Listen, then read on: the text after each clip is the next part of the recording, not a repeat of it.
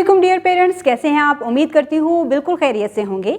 आज आपके बच्चे ने क्लास में खे से शुरू होने वाली बहुत सारी नई तस्वीरें देखी हैं और एक कहानी भी सुनी है जिसमें ऐसे अल्फाज का इस्तेमाल किया गया था जो कि खे से शुरू होते हैं।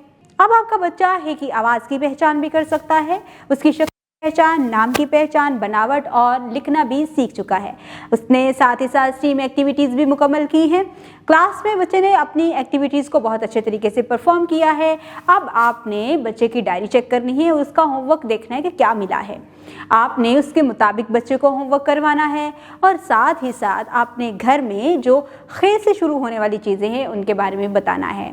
जो भी एक्टिविटीज़ आप करवाएं जो क्लास में की गई थी आप उसको भी रिकॉल कर सकते हैं या खुद से भी कोई स्टोरी सुना के बच्चे को उसका गुड टाइम जो है यानी बेस्ट टाइम जो है उसको गुड टाइम भी बना सकते हैं। इस तरह से बच्चा जो कुछ सीख रहा है उसे वो अपनी हकीकी ज़िंदगी में भी इम्प्लीमेंट कर सकता है। उम्मीद करती हूँ आपने आज की इस वीडियो से बहुत कुछ सीखा होगा।